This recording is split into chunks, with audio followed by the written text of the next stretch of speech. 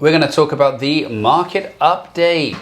We've got so exciting. Bright and early in May. I think everyone is in agreement. We're still in seller's territory. Above 20%. Yeah, but now things are really starting to shift. So our board is out there pitching the dump. It is what it is. It's changing. Again, like some of these people who think the $1 million apartments are going to drop to 600,000 are just... You remember that bit where he's talking, he just slaps him? Come on. Al, do you have AC in your place? Get one now, because when the summer comes along, otherwise it's all going to be sold out. No, you don't need one, so I'm not going to tell you. You need something to strip away that. No, he doesn't. 3. Do you? Of course. Portable units? Yeah. I don't have air conditioning in the house. I'm sitting there, grayed off naked, spread eagle, on the bed, wet towels, and the aircon units, and dying. You ready, or do you just want to flick on Instagram and social media? Check how many likes you don't have? How many followers you've lost? Nothing. Any danger? Are we ready? Oh, we're rolling. Good morning. How are you? Good. How are you, sir? How are you? Good. I was looking something up for this, actually. No, you weren't. The biggest excuse in the book. Oh, but I couldn't find it. Nonetheless, we're going to talk about the market update. We've got so exciting. Bright and early in May, and we are going to talk about. What do you think about that, Jay? Huh? I don't know if you can handle this month's market update. I'm the realist of the group. I can handle anything. By realist, you mean pessimistic, the Not most pessimistic. Negative one of all time. Not at all. You need some of that Ben Robinson optimism in your life. Everyone needs some of that Ben Robinson optimism in their life. Anyway, moving on. So, interesting figures. So, sales were down 34.1% year over year. In Canada, or in BC, or in Greater Vancouver? Greater Vancouver. I don't know where the hell you're going with this. In goddamn Quebec, Jay. Obviously, I'm a realtor in Vancouver, so let's talk about Quebec. You are the one that likes doing your 10-year averages, your Canada-wide, all this 10-year useless average? information. I'm glad you asked. Oh, fuck. And this is actually interesting. 1.5% above the 10-year average for sales. Okay. Okay. So, That's Canada-wide. no, this is Greater Vancouver. Thank God. Okay. Or Metro Vancouver. So here's the interesting thing about that. As we always say, the 10-year average, you cannot determine specifically how the market is with the 10-year average. So it can give you a general idea of condition. So at 1.5% above the 10-year average, people are still going to think, okay, that's pretty significantly high. What do you think we were above the 10-year average this time last year? We're at 1.5% above now? Yeah. 10, 15. 56.2% Okay. above the 10-year average last year. So again, you can't determine the specific market from it. However, it gives a good idea of what the change is, because that's a significant drop. Continue. It's just irrelevant. You're going back to 2012. There are billions, I don't even know how many billions, more money printed into the system. Obviously more money into the asset class. It's just all the dollar value of the currency is like there's 15 wheels turning to determine what any actual tangible value of these numbers mean, especially in a 10-year window. So it's just stupid. It's a stupid number. We should never talk about it again. Your level of optimism is just It's just blowing me apart wasting right the now. people's time talking about a number that's so irrelevant. But agreed. However, it gives a general overall view of things from a very high scale. You can't make any decisions based on it, but such a drastic change. Such a drastic change from last year. Okay, so sales overall were down 34.1%. And white phone case? How long have you had that? anything shiny. Anything shiny. I've had this forever. It's horrible. This is a classic brown leather, similar to the classic couch that we're sitting on. Classic faux brown leather. It's not faux. And what you, oh God, the next thing is you'll just be like strapping it right onto your open hair as well. It should go in those. Getting those like white New Balance sneakers that every dad. What's the of all movie time. with we have to clip to that. The movie with Is it Adam Sandler? Gosling Oh yeah, there's and multiple. Steve Carell. Oh, The mall scene. We got to clip to that. What happened to your feet? What do you mean? These are my 407s. Oh, they're 407s. Can I see them? Yeah. These offer a lot of support. Right. Whoa, come on! Okay, anyway, it's the best movie of all so time. good. He just, you remember that bit where he's talking? He just slaps him. Come on. That's Not a bit. Anyway, so sales down 34.1%. Houses are down 41.9% year over year. So I'm just going to rewind back to when I was saying houses, the hype that's followed the houses, both price wise and interest, just cannot last, and it has to take a dip. And I don't remember you saying that. I literally said it probably no less than 100 times, recorded on camera 5 to 10 times. Okay. But we're starting to see that. When you look at the home price index, which is up 18.9% year over year, it currently sits at 2.139 million. This time last year, it was at 1.755. So that's a huge, significant increase. So I think as well as the inventory not being there, I think just the sheer cost of homes now is just getting out of people's reach, which again, we had this conversation with. You said that was going to have nothing to do with it. It was only going to be interest rates and so on. And so Which is forth. fine at 1.5% interest, not 4. So clearly there's going to be a dramatic change in pricing when the rates over double. Agreed. I think there's a mecca of things taking place. There are, but I'm still of the belief the rates are the biggest percentage of the pie. Oh, they're a lot. I would say they're the biggest percentage percentage, yes. But I would say there are other factors in place. Take a bite out of the market, which is already showing very evident. Listings down 14.1%. So Which is interesting. it's That's condos and houses. that's everything. I thought it would be more. I know the inventory has been creeping up a little bit over the months, but I think it actually, I was expecting that to be more. So, which again shows the relevance of how much sales are actually down, and we're now at a point where you can't just blame it on there's no inventory, which is what was happening before. You remember kind of December time, we were saying sales were down, but that's just because there's nothing on the market. Now with those interest rates, etc., changing. So what's the absorption percentage? Sales to active? Yeah. So the sales to active is for all types 36.7%. For houses, 25.3%. For condos, 45%. So still way in sellers. Townhouses, 47.1%. So the interesting thing here is, yes, we're still in sellers territory, and I think everyone is in agreement we're still in sellers territory. Well, above 20%. Yeah, but now things are really starting to shift. I mean, take townhomes, for example. This time last year, the sales to active ratio for them was 70%. And it's now 47.1%. Still a significant number, but it shows the difference of what's happening to the market. And I mean, before we were talking about these are the things that we're reading between the lines and seeing what's going to happen with the market. Now we're at the point of, okay, well, we read between the lines, and now this is what's actually happening to the market. And they're the same thing. So now we're actually seeing the reflection in numbers. And not only are we seeing the reflection in numbers, we're seeing the reflection in property decisions being made on purchasing, etc., by buyers. I was in what we thought was going to be a multiple offer in Richmond. Mm-hmm. Older building, 2-bed, 926 square feet, listed at 519.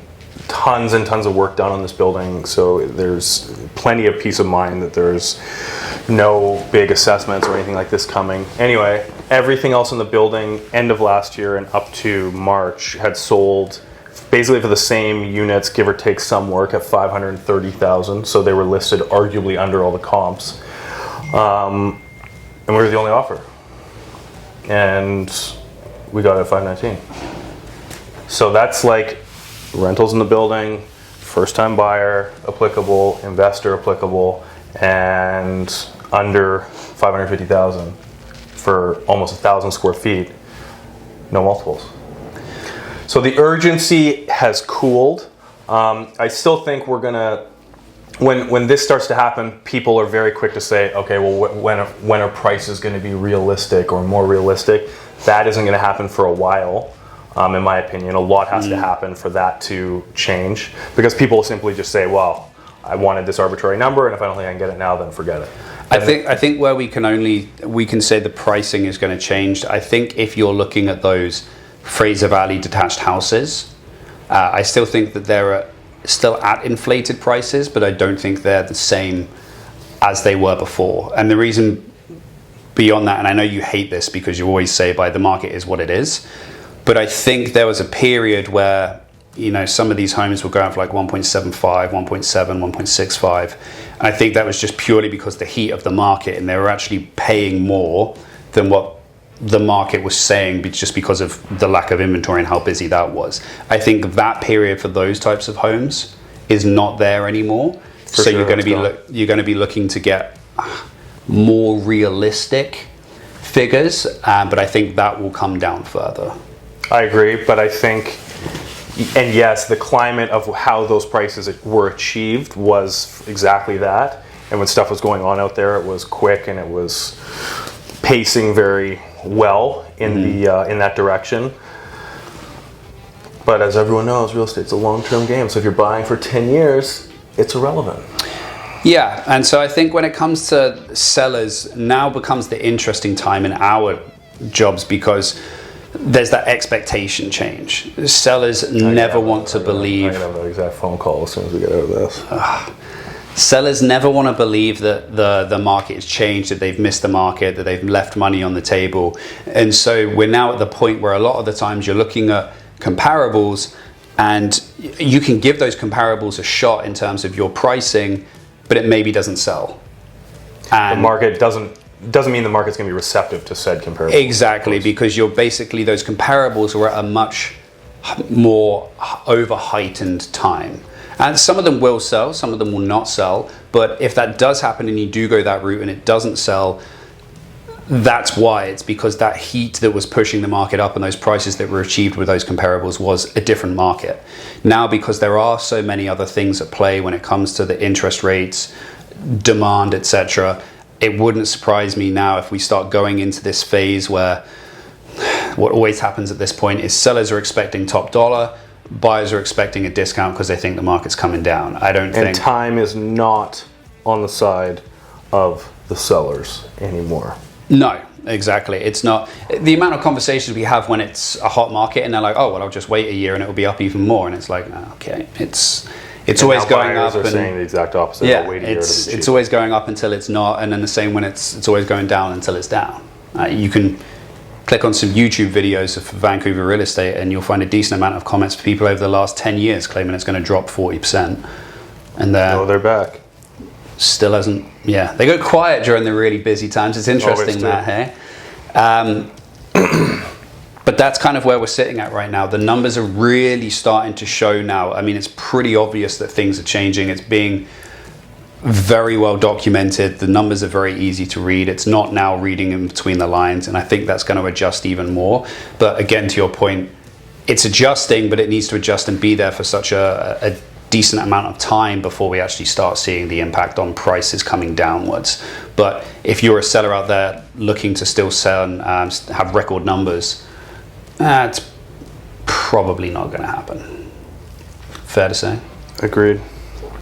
And I think the Fed did the update today as well in the US. They were talking about 0.5 point, which is the biggest since 0.5 point, yeah. Yeah. Because I know the stock market tanked and then it started to rise up.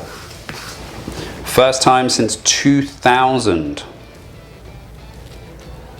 Okay, I've got the Vancouver real estate news here.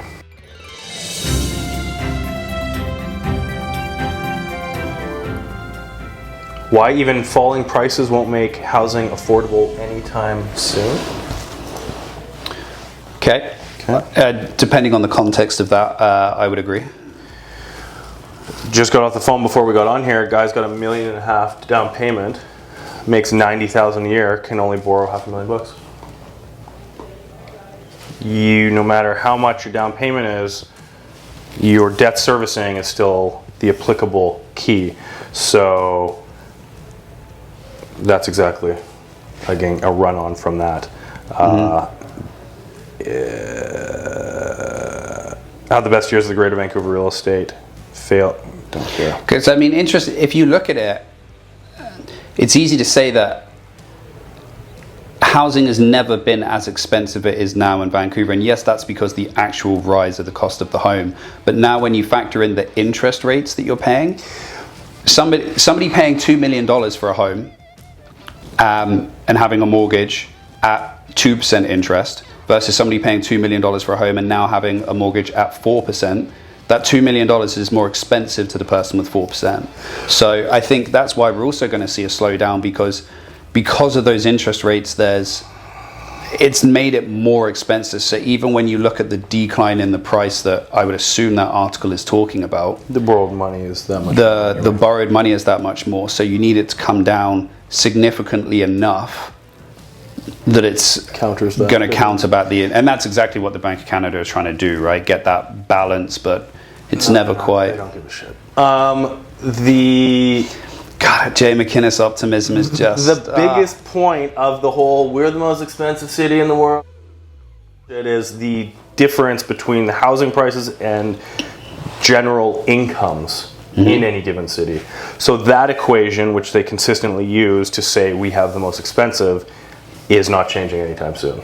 No matter what happens up there at the top with rates and pricing, which is a far elevated position, which is why there's so much kind of disparity between the haves and have-nots of owning real estate here, is that pricing of wages and salaries here has just been next to stagnant compared to all these ridiculous increases that we're discussing. Why is BC's hot housing market expected to cool this year?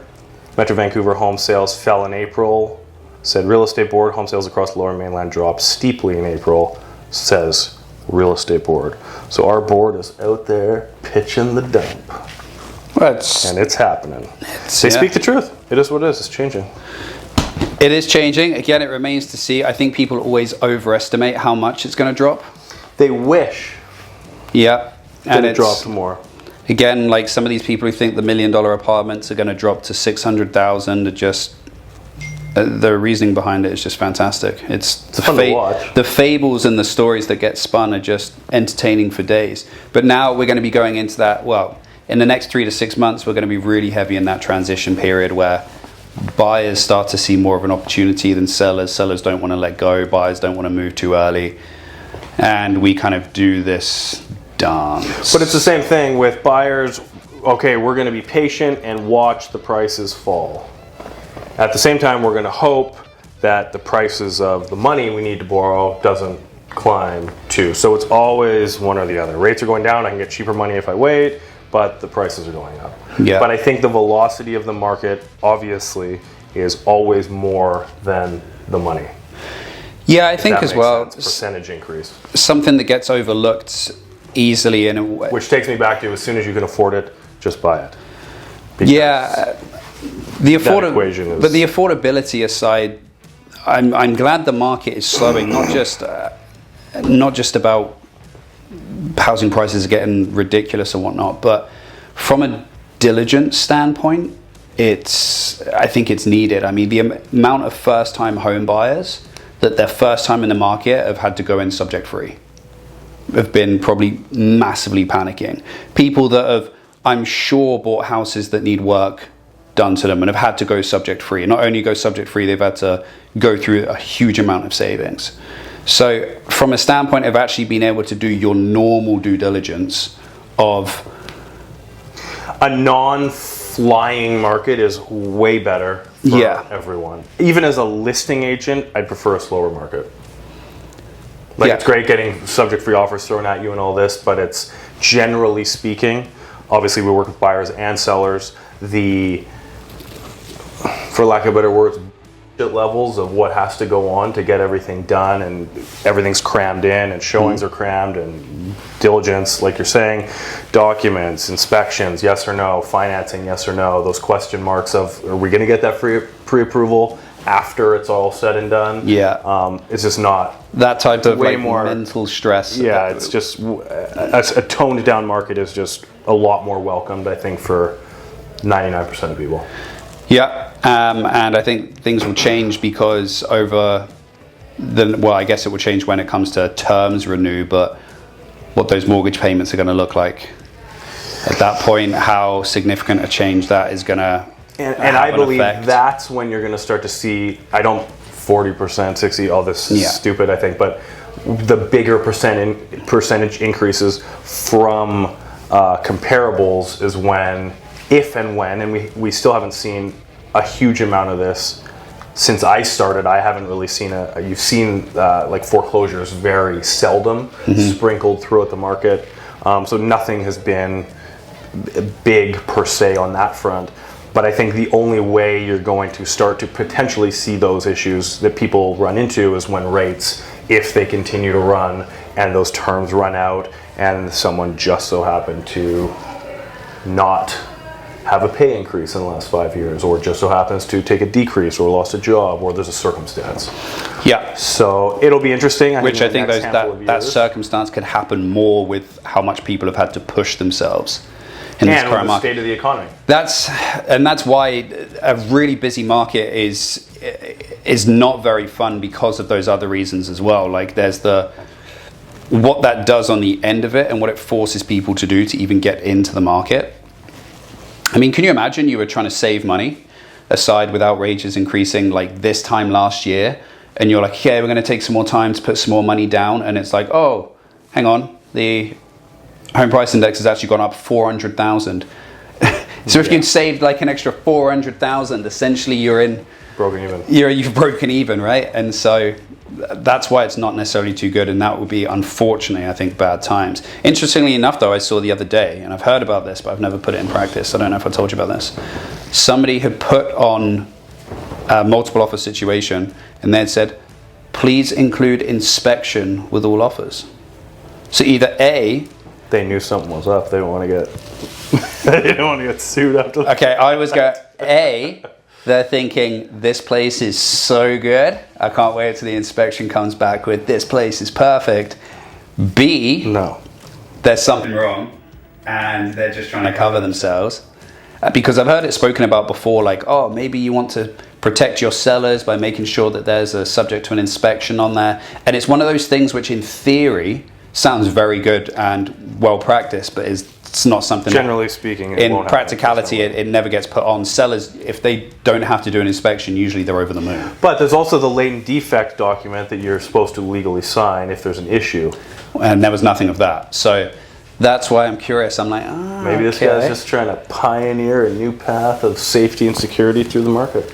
Yeah, so I saw that and I was like, oh, interesting.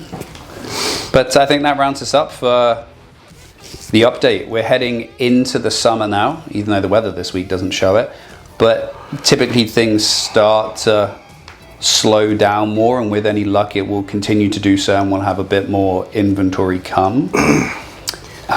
Just gradual safety adjustment. It's just little doses into the market. It's not going to be, I think a lot of people are hoping it's going to be like something happens and then this massive. Well, the people on the outside always wish for that. Yeah, this one-off thing to happen, but I don't think that's going to happen. Yeah. That's it. I think that rounds us up for today. I'll see you right after this, but on camera next week. Wow. Okay, guys, as always, thank you. See you next week. Drop any comments below on what you think is happening with the market. We love to talk. That was a dismal thing. Sounded like you were falling asleep. See you next week! That's the level of excitement we're looking for. You look like you're on an 80s TV show. That's the level of excitement we're looking for. We need some 80s TV show music in the background. What's an 80s TV show? Like Wheel of Fortune or something? Is that still going? That was prime your time, hey?